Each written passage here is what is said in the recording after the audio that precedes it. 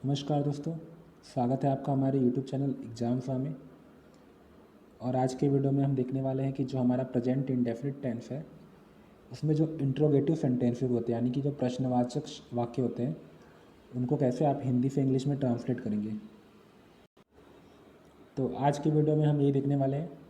तो चलिए स्टार्ट करते हैं आज का वीडियो और देखते हैं इंट्रोगेटिव सेंटेंसेस क्या होते हैं और प्रेजेंट इंडेफिनिट टेंस के इंट्रोगेटिव सेंटेंसेस को कैसे आप जो है हिंदी से इंग्लिश में ट्रांसलेट करेंगे।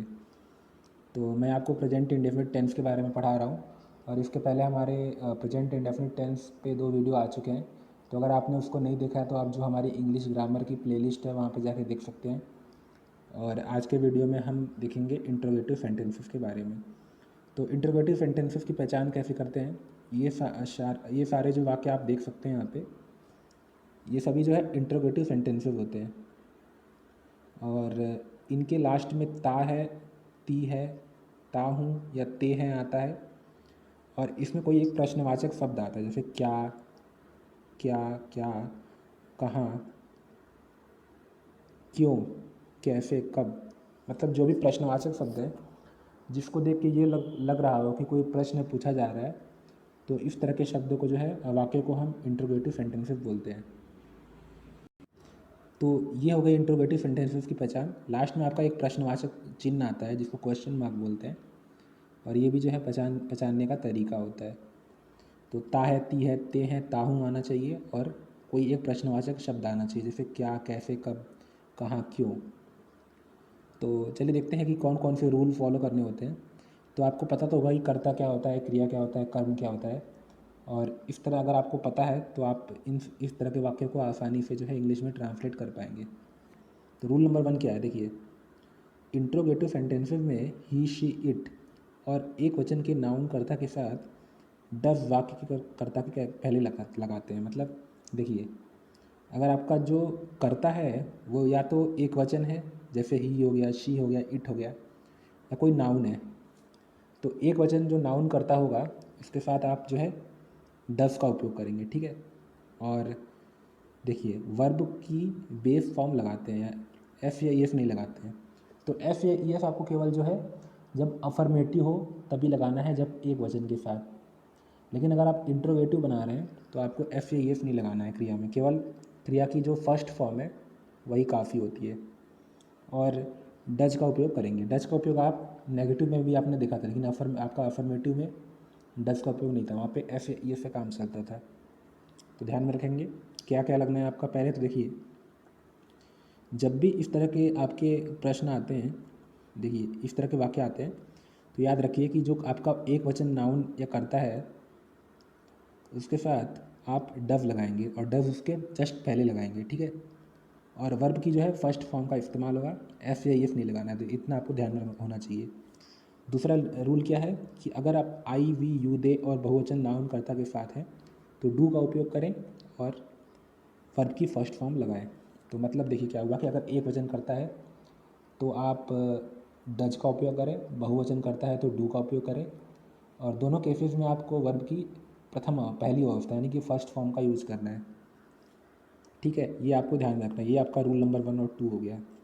3 क्या है, अगर वाक्यों के बीच में कब, क्यों, कहाँ, क्या आदि प्रश्नवाचक शब्द हों तो सबसे पहले इनकी अंग्रेजी लिख लें, ठीक है। और फिर डू या डज, फिर कर्ता और वर्ब की बेस फॉर्म लगाते हैं। देखिए वाक्य नंबर 4 देख लीजिए आप यहाँ पे, वह यहाँ क्यों आती है, ठीक है। तो देखिए 2 केस हो गए। पहला केस क्या था कि अगर आपका प्रश्नवाचक शब्द वाक्य के पहले आ जाए, मतलब स्टार्टिंग में ही आ जाए, तब आपको इस प्रश्नवाचक शब्द की अंग्रेजी नहीं लिखनी है। लेकिन अगर यही प्रश्नवाचक शब्द बीच में आए तो आपको उसकी अंग्रेजी लिखनी पड़ेगी, ये आप ध्यान दीजिए। तो देखिए कैसे करेंगे। तो अगर आप चौथा देखते हैं तो यहाँ पे वाई का उपयोग किया गया है। वाई जो है क्योंकि इंग्लिश है, लेकिन बाकी स्टार्टिंग के 3 अगर आप देखते हैं तो आपको यहाँ पे कोई भी इंग्लिश का प्रश्नवाचक शब्द नहीं दिखेगा। जैसे आपका क्या, क्या मतलब व्हाट, तो व्हाट यहाँ पे यूज़ नहीं हुआ है क्योंकि ये वाक्य के पहले आया। तो अगर आपका प्रश्नवाचक शब्द से स्टार्ट हो रहा है वाक्य, तो उस परिस्थिति में जो है आप प्रश्नवाचक शब्द की अंग्रेजी नहीं लिखेंगे। लेकिन अगर आपका प्रश्नवाचक शब्द वाक्य के बीच में आता है तो उस परिस्थिति में जो है आप उस प्रश्नवाचक शब्द की अंग्रेजी लिखेंगे। तो यही जो है रूल नंबर 3 में कहा गया है। और उसके बाद फिर आप प्रश्नवाचक शब्द के बाद पहले की तरह डू डज लगाइए, फिर कर्ता लगाइए, वर्ब की फर्स्ट फॉर्म लगाइए। डू या डज आपको इस आधार पर लगाना है कि प्रथम एक वचन करता है कि बहुवचन करता है। उसके बाद अब देखते हैं रूल नंबर 4, कितना। कितना क्या होता है? How much. कितने, हाउ मैनी। कौन सा, विच के साथ उनसे संबंधित नाउन्स भी आते हैं। जैसे आप वाक्य नंबर 5 और 7 देख लीजिए। 5 नंबर में क्या है? Which book do you want, how many pencils do they want. तो ये जो आपके हैं ना, विच हो गया, हाउ मैनी, हाउ मच, तो इनसे संबंधित कर्ता भी आप साथ में लिखेंगे। क्योंकि ये आपके जो 3 शब्द बताए मैंने आपको, हाउ मच मतलब कितना, हाउ मैनी कितने, कौन सा, विच, इनके साथ नाउन आना कंपलसरी होता है। क्योंकि देखिए यहाँ पे प्रश्न, अगर आप यहाँ पे वाक्य नंबर देखते हैं, ये वाला 7वां, वे कितनी पेंसिलें चाहते हैं। तो कितनी पेंसिलें जो हैं, वे कितनी चाहते हैं ऐसा तो नहीं कह सकते हम। कितनी कितनी के साथ आपको पेंसिलें लगानी पड़ेंगी। तो कितनी के साथ पेंसिल लगानी पड़ेगी। तो इसीलिए आपका जो है जब भी ये वाक्य बनेगा तो हाउ मैनी के साथ पेंसिल आएगा। इसी तरह आपका विच के साथ बुक आया है, उसी तरह से जो है आपका हाउ मच के साथ भी आएगा। तो आप ध्यान रखेंगे, ठीक है। ये आपको ध्यान रखना है वाक्य बनाते समय। तो ये आपका रूल नंबर 5 हो गया, और 4 हो गया, सॉरी 5वां क्या है? अगर वाक्य में कोई प्रश्नवाचक शब्द ही कर्ता का कार्य कर रहा है तो उसके पहले उसकी अंग्रेजी फिर वर्ब लगाते हैं। हु के साथ डू डस का प्रयोग कर सहायक क्रिया की तरह अफर्मेटिव वाक्यों में नहीं होता है। तो देखिए इसको क्या कह रहा है ये समझते हैं। अगर वाक्य में कोई प्रश्नवाचक शब्द ही कर्ता का कार्य कर रहा है तो इस केस में क्या हो रहा है कि जो आपका प्रश्नवाचक शब्द है वही करता है। तो उस परिस्थिति में क्या होता है कि पहले उसकी अंग्रेजी लिखेंगे, फिर वर्ब लगाते हैं। हु के साथ डू डस का प्रयोग सहायक क्रिया की तरह अफर्मेटिव वाक्यों में नहीं होता है। तो चलिए देखते हैं 8 नंबर क्या है। देखिए, तुम्हारे तुम्हारे घर प्रतिदिन कौन आता है। तो ध्यान से देखिए इस वाक्य में, वाक्य नंबर जो आपका 8 है, इसमें देखिए कि प्रतिदिन कौन आता है। तो आपको लग रहा है कि जो आने का कार्य कर रहा है वो है कौन, जो अनजान है, मतलब वही प्रश्न है हमारा कि कौन आ रहा है। तो यहाँ पे कौन जो है कर्ता का कार्य कर रहा है 8, तो आपका जो वाक्य नंबर 8 है। तो इस परिस्थिति में हम क्या करेंगे कि प्रश्नवाचक शब्द को ही कर्ता की तरह इस्तेमाल करेंगे और पहले उसकी अंग्रेजी लिखेंगे, फिर वर्ब लगाते हैं और उसके बाद हु के साथ डू डस का प्रयोग सहायक क्रिया की तरह अफर्मेटिव वाक्यों में नहीं होता है। तो आप ध्यान रखेंगे ये चीज़। तो इससे आपको समझ में आया होगा कि इस तरह के वाक्य जब भी आएँ तो आप जो है प्रश्नवाचक शब्द को जो है कर्ता की तरह इस्तेमाल करें। जिस तरह हमने अफर्मेटिव में डू डस का उपयोग नहीं किया है वो नहीं करेंगे हम, और बाकी वर्ब की जो है क्रिया फर्स्ट फॉर्म लगाएंगे और उसके साथ एस या ई एस लगाते हैं अगर वो आपका जो है क्रिया का पहला रूप है, सॉरी कर्ता का पहला रूप है। तो वाक्य नंबर 8 देख लीजिए आप। जैसे तुम्हारे घर प्रतिदिन कौन आता है, तो कौन आपका जो है करता है तो हु।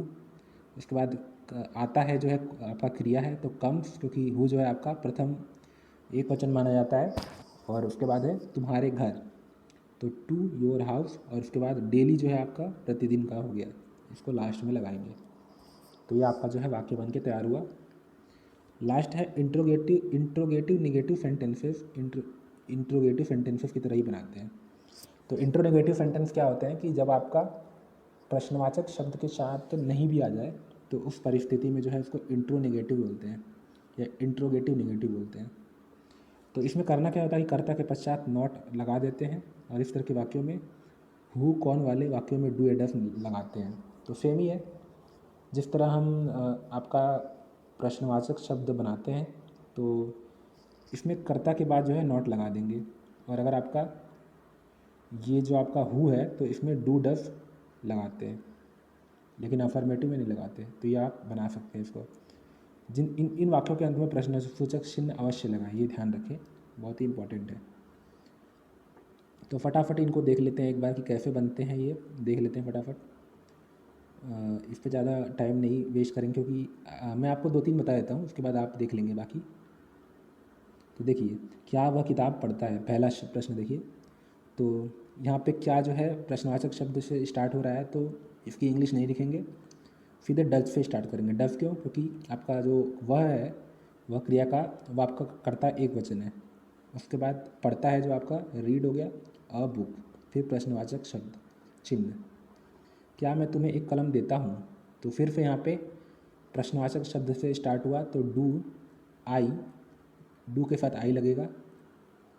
और गिव यू अ पेन, क्या तुम्हारी माँ तुमसे प्रेम करती है? तो डज योर मदर आपका जो है यहाँ पे कर्ता हो गया, और लव यू।